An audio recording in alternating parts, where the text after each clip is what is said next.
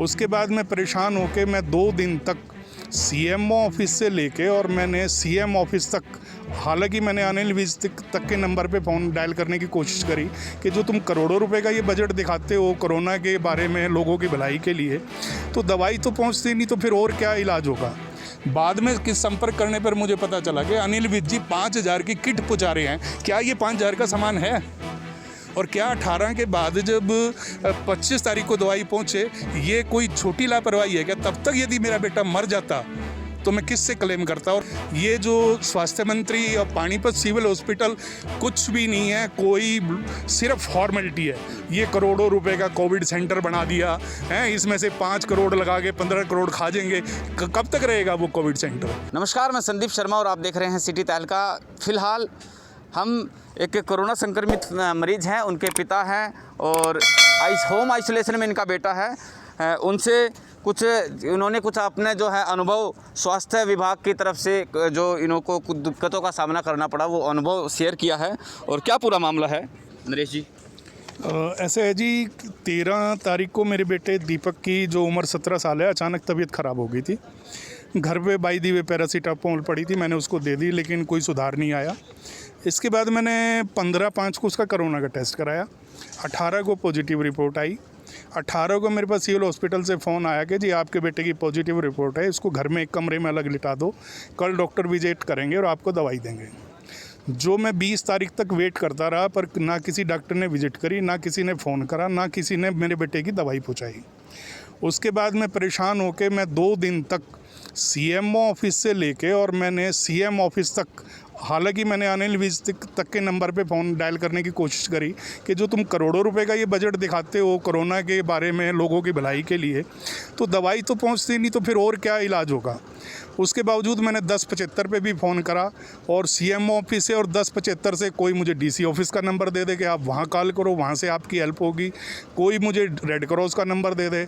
उसके बाद मैंने कई डॉक्टरों से भी फ़ोन करा, उन्होंने भी कोई ख़ास रिस्पॉन्स नहीं दिया। फिर मैं सिविल हॉस्पिटल जाके 20 तारीख को उसकी दवाई ले आया, और वो मैंने उसकी यानी कि 15 को टेस्ट कराया था और 20 को दवाई मिली। जब मैंने उसकी वो दवाइयाँ शुरू करी, 22 को अचानक फिर उसको कहने लगा पापा जी मुझे छाती में बहुत ज़्यादा दर्द है। तो मैंने उसको सिविल हॉस्पिटल में लेके गया। वहाँ डॉक्टर ने उसकी कंडीशन देखते हुए उसको 3 इंजेक्शन लगाए, 2 बाजू पे, 1 कुल्ले पे लगाया, और एडवाइज़ करा कि इसकी सीटी स्कैन करा लो। सीटी स्कैन कराने के बाद उस इंजेक्शन से उसको काफ़ी आराम आया। लेकिन मेरे बेटे को किसी ने नहीं संभाला, भाई ये पॉजिटिव है, इसको कुछ देना या नहीं लेना, या इसका कोई खैर खबर किसी ने नहीं पूछी मेरे बेटे के बारे में। मेरे पास 25 को आंगनबाड़ी वालों का फ़ोन आता है कि जी आपके बेटे की आज हमारे पास रिपोर्ट आई है और हमने दवाई देनी है। 15 तारीख को आपने टेस्ट करवाया था, 18 को रिपोर्ट पॉजिटिव आई और 25 तारीख को आपसे संपर्क किया गया स्वास्थ्य विभाग की तरफ से। संपर्क किया गया कि आपके बेटे को दवाई देनी है। मैं कहा जी 18 से लेके और आज 25 होगी, इतने दिन में तो कोरोना का पेशेंट कौन पकड़ता है, मर जाएगा, ये तो जवान बच्चा था, चलो मैं इसको जूस जास पिला रहा हूँ, केयर कर रहा हूँ, खुद भाग दौड़ कर रहा हूँ, तो इसको चलो ठीक है। अब मैंने अपने लेवल पे ही, मतलब सिविल हॉस्पिटल ले गया, इंजेक्शन लगवाए, अपने लेवल पे ही दवाई लिया। अब वो 25 को आने के बाद वो दवाई लेके आई। दवाई में क्या था मैं आपको दिखाना चाहूँगा। ये तो बहुत ज़्यादा है, इसमें सिर्फ 20 ग्राम मुश्किल से था, ये दवाई थी, और 1 मास्क था, सिर्फ 1 मास्क। मैंने उनको मना कर दिया कि जी मुझे दवाई नहीं चाहिए, ये क्या चीज़ है। तो उसके बाद वो वापस चलेगी, बोले साइन कर दो, बोले मैं साइन नहीं करूँगा। ये सैनिटाइज़र इतना ही था और ये दवाइयाँ थी? हाँ जी, ये दवाइयाँ थी और एक था। फिर बाद में आंगनबाड़ी वालों का मेरे पास फ़ोन आया। मैं कहा मैडम एक तो 18 की बजाय आप 25 को दवाई पहुँचा रहे हैं और एक आपने मास्क दे दिया और खाली थोड़ा सा 20 ग्राम सैनिटाइज है, ये क्या तरीका है? तब तक तो आदमी मर लेता। और मैं फ़ोन कर करके थक चुका हूँ। तो शाम को दोबारा उन्होंने थोड़े मास्क की ये क्वांटिटी बढ़ा दी और ये दवाइयाँ मुझे देगी। उसके बाद क्या हुआ कि जब मैंने ये लिस्ट देखी, मैंने अपने साइन कर दिए। मुझे नहीं पता था कि इस लिस्ट में क्या होता है, क्या नहीं होता है, या सरकार की क्या स्कीम है। तो इस लिस्ट के अकॉर्डिंग जब मैंने सामान मिलाया तो इसमें काफ़ी सामान मिस था। बाद में किस संपर्क करने पर मुझे पता चला कि अनिल विज जी 5,000 की किट पहुँचा रहे हैं। क्या ये 5,000 का सामान है? और क्या 18 के बाद जब 25 तारीख को दवाई पहुँचे, ये कोई छोटी लापरवाही है क्या? तब तक यदि मेरा बेटा मर जाता तो मैं किससे क्लेम करता और कैसे लेता। मुझे ये बच्चे जो पैदा हुए हैं रीमैरिज से, पहली वाइफ गुजरने के बाद दूसरी शादी से मुझे ये बच्चे पैदा हुए हैं। मेरे लिए बच्चे बहुत कीमती हैं। बच्चे तो सभी के कीमती होते हैं, लेकिन मेरे लिए बहुत कीमती है क्योंकि बुढ़ापे में मुझे बच्चे पैदा हुए हैं।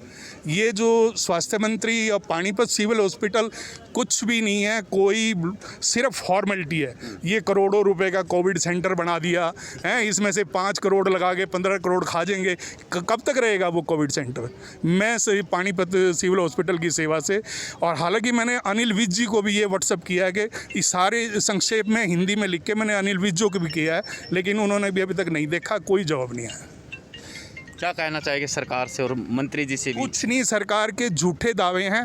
आधे से ज़्यादा डॉक्टर फ़ोन बंद रखते हैं या फ़ोन उठाते नहीं। जब ये लिस्ट के अकॉर्डिंग मतलब मैंने उसको आंगनबाड़ी वाली को फ़ोन किया कि मैम इसमें तो बहुत लंबा चौड़ा सामान लिखा है और ये 4 गोलियां और ये थोड़ा सैनिटाइज दे गए हैं, ये मीटर वगैरह कुछ भी नहीं है, पीला बैग नहीं है। क्या क्या सामान है इसमें, क्या क्या लिखा? इसमें काफ़ी सामान है जी। ये कुछ तो दवाइयाँ हैं, एक सांस लेने में तकलीफ़, पीला bag, digital meter, triple layer medical mask, हाथों का सैनिटाइज, बहुत चीज़ें हैं। लेकिन इसमें था, मैंने उनको फ़ोन करा, कहने लगी जी ये हमें कल ही गाइडलाइन आई है, कल ही गाइडलाइन आई है और कोई बात नहीं, मैं कल आपको ये जो सामान बच गया ये पहुँचा दूँगी।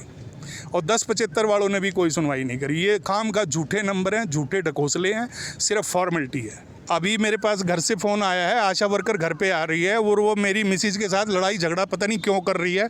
वो मैं फ़ोन करके पूछने से पता लगेगा कि वो क्यों आ रही। कल भी वो मेरी मिसेज से उल्टी सीधी बोल के गई है, क्योंकि मैंने उसको ये कहा कि मैं 25 को दवाई ले रहा हूँ तो मैं 25 के साइन करूँगा, जबकि उसका कहना था कि आप पहले कर दो, कि हम विजिट ये दिखा देंगे हमने विजिट पहले किया। मैंने कल की डेट डाल दी, इसलिए वो अब घर पे है और वो घर पे मेरी मिसेज से लड़ रही है।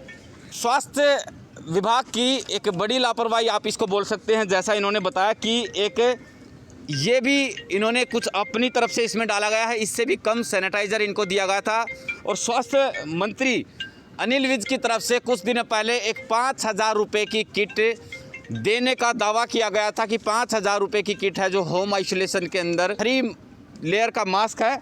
इसके अलावा मैं लिस्ट थोड़ा सा आपको पढ़ के बता दूं कि क्या क्या उसके अंदर होना चाहिए थे। मल्टीविटामिन बी कॉम्प्लेक्स की दवाई, पैरासीटामोल बुखार की दवाई, लेवोसिट्राजिन, ओमोप्रोजिल, पीला बैग मरीज के द्वारा प्रयोग किए गए सामान को फेंकने के लिए, digital thermometer, triple layer medical mask, हाथों का सैनिटाइज़र। तो एक ये लिस्ट है जो उस किट के अंदर दी जानी थी। ब्राउज़र है ये, और जिसमें इनके द्वारा जो आरोप लगाए हैं कि हमें क्यों नहीं दिया? कुछ बहुत सारी जो चीज़ें थी वो नहीं दी गई। और जब हम लोगों ने इस चीज़ को लेकर के उनके पास फ़ोन किया तो उन्होंने कहा था कि हमारे पास अभी गाइडलाइन आई है, हमारे पास पहले ऐसी गाइडलाइन नहीं थी और हम आपको कल सामान भिजवा देंगे।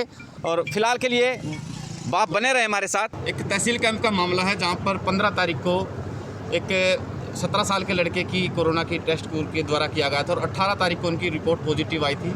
और उन्होंने तमाम कोशिशें की और खुद सिविल अस्पताल से वो दवाई लेकर के पहुँचे हैं, और लेकिन प्रशासन की तरफ से, सिविल अस्पताल की तरफ से उनसे कोई संपर्क नहीं किया गया।